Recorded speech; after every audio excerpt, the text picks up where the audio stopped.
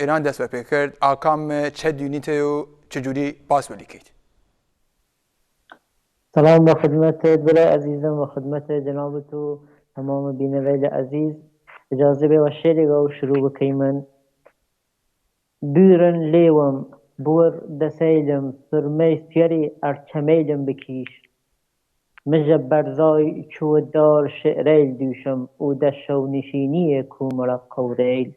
تا بیان الپرم اللشیر بیسر. بس بسیگه که دریجی زمان داره بس امروز و سونیه. اگر در کلی بخوادی مسابقه من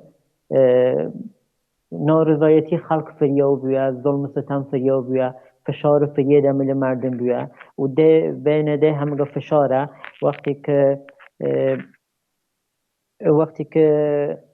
ایالات متحده تحریمات شدید شروع کرد، ایرانی فشار فریه هاتن بلی باعث نتیانی نفت خود رو قیم بفروش که کسی بوجه شدیدی هاورد تجی که کسی بوجه و مثلا بخوازی کمتر کمک سوریا و لبنان و یمن و یا گروه شبیهیه بکره یا حتی در حوزه علمیه کمی بوجه فریه که رانای کما بکره و هاد مستقیم فشار هاورد سر مردم چه تجور مثلا 3 برابر کردن نرخ بنزین که دیگر مردم واقعا نتونستن تحمل بکردن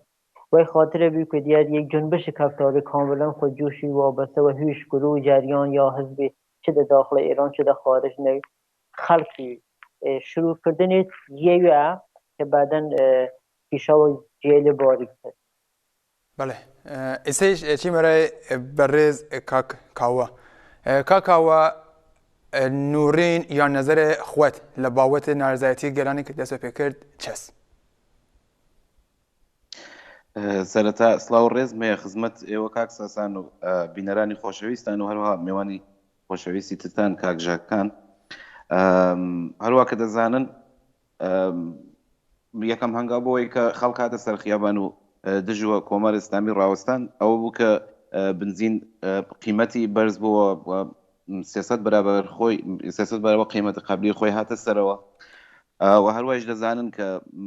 ساڵ 57 کە انقلاب کراوە جمهوری ئیسلامی هاتە سەرکار بەناو دەوڵەت مستەزەفین یا حکوومەت مستەزەفین هاتە سەرکار. بەڵام ئەوڕۆ دەبینین کە ئەو کەسانەی کە دژوە کۆمەری ئیسلامی ڕاوەستاون و بۆ پێشەندان دەکەن و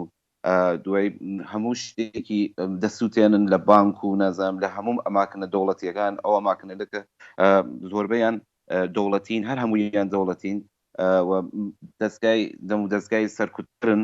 لە بانکەوە بگرە هەتا نازانم جێگای دیکە کە حوزەی علمیە هەر هەمویانیان سووتاندووە. ئەو خەڵکە خەڵکی هەژار و فەقیرن خەڵکێکن کە پەراوێز خراون خەڵکێکن کە زمانیان بڕاوە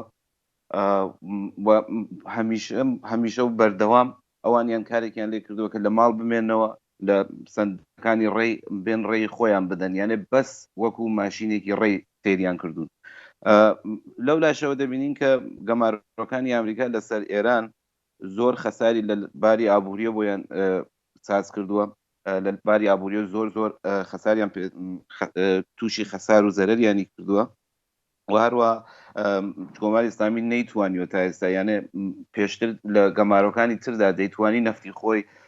بەڕێی قاچاق نازان بەڕێی غێرەقانونی ئەو نەزمە بەیەملەلێکەوە هەیە بفرۆشێت بەڵام ئێستا ئەو ڕێگەلیشی لێ گیراوە و ناتوانێت بەڕاحەتی و ئاسایی ئەو شتانە بفرۆشێت بۆیە زۆر گوشاری لەسرە و بۆنێ ئەم گوشارە لە کۆمەری ئیسلامی ئەویست کە تۆزێ ئەم گوشارە لە بە تەواوی یانێ بڵێن باشتر نە تۆزێکیش خاتە سەر خەڵک لە ڕێی ماڵیات وەرگرتن مستەقیم و غێر مستەقیم لە خەڵکی ماڵیات وەربگرێت و بنزینیش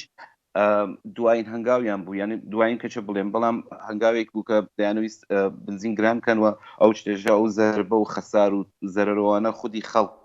بیدات نە خودی حکوومەت و ئەم ماوەیە هەر لە سەرتاوە لە سەرەتای انقلابەوە هەتا ئێستا شکاف و مەودایەکی ساز کردە لە نێوان خودی حکوومەت وەکو تەبەقەیەکی حاکم وەکو تەبەقەیەکی سەرکوتکەر کە تا ئێستاش هەر بەردەوامە وەکو حکوومەتێکی مەذهبی فاشیستی کە لەگەڵ لەو لایشەوە لەگەڵ پانێرانیسمێکی ناسیۆنالیزمێکی ئێرانی گرێ خواردووە هەر هەمووی بۆتە هۆیەوە کە خەڵک پەراوێز بخرێن، خەڵک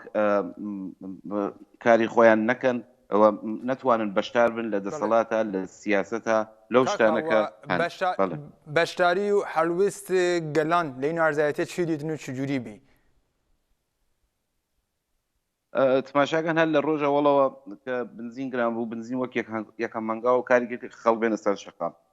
ئەم سەر شەقام هاتن و سەر خیابان هاتنە وەکەوەیە کە خەڵک بیەوێت لە سیاسەتە بەشداری بکات. ئەو نایەوێت کە سەرکوت بکرێت، ئەو نایەوێت کە لە سیاست بەشدار نەبێت. ئەمری سیاسی دێنێتە سەر خیابان و دشکردەوەی لە بەرامبەر حکوومەت و حاکمیەتە. ئەو بەشخوراوانن، ئەوانن کە بە تەواوی لە سیستم جمهوری ئیسلامیە سەرکوت کراون. بۆیە دێن داوای مافی خۆیانەکەن، داوای مافی ڕەوای خۆیانەکەن. هەرچەند پێشتریش بۆ نمونە لەسەر سندوق ڕێی لە ڕێ ئیسلاح تەڵەب و ڕیفۆرمخواز و نازام ڕۆحانی و دەوڵەت و تەکبیر و ئومیدە هاتنە سەر ڕێی و دەیانەویست تۆزێ لەم شتە عبور بکەن لەو سیستمە سەرکوتکەرە یا سیستمە کە ئەوانی هەژار کردووە بێ لە هەموو شتێک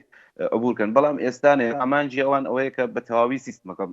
یعنی بە تەواوی سیستمەکەیان قبول نییە، لایەن پەسەند نییە. و ئەم خۆپێشاندانە ڕێک خودی سیستم و ئەساسی سیستم و ئەساسی ڕژیمی کۆمار دەپێکێ. بڵێ کاکاوە وەگەردەمان بیدن چیمە لێ کاک ژاکان. کاک ژاکان ئەو نارزایەتی کە دەستە پێ کرد لە ڕۆژهەڵاتی کوردستان و ئێران، ئایا گەلێ ڕۆژهەڵاتی کوردستانیش هەڵویستێک هاوشیوەی گەلان ترێک ئەڕا داخوازی لە خۆیان داشتن؟ ئەوەڵ سەڵام ئەرز کەمە خدمەتی کاکاوەی ئەزیز، ئومیدوارم کە سەر بڵین و سەربەر بوو. خەڵک هیچ ڕێتر ناش، خەڵکێل لە ئێران و تایبەت خەڵکی ڕۆژهەڵات ساڵهاست هاتە فشار شەدیدێگەن، هاتە بایکۆت شەدیدێگەن، یعنی هیچ گونه ڕێن یێرن هاندە ئەگەر یشن کە ئێران هادە تحریم خەڵکی ڕۆژهەڵات خەڵکی تحریم در تحریمە، یعنی در نام ملتی که تحریم بیاد در مجامع بین المللی، خود ایران هم تحریم ملتی جور خلق کرد کرده که هیچ جی را ابراز ناراحتی خود نشته، یا مثلا وقتی کمبودی داری شیشتی داری لازم داری هیچ وقت نتیانه که بیانی بکه، هر وقت خواسته حتی و شیوه کاملا مسالمت آمیز و بیانی بکه بدترین برخورد وردی کردی. اگر نمونه هم اول انقلاب بود که وقتی در تمام شارع ایران نارضایتی بود که و تایبت مناطق کرد هم داشتن، ایهات در مناطق کرد دست و اسلحه برد و زور استفاده کرد که تمام ملت بتوانی تمام ملت ایران بخید عمل روشالات بکه که جنگ کرد ورد حکومت ایران. در منطقه هم هی جوره بود، ملت کرد هیچ ریت ناجوزیه این مردم بیاگه خیابان و حاصل خوی بخوازی. در بابتش هم حکومت به یه تلاش کرد که بتوانی این جنگ بکه و جنگ تجزیه طلبی یا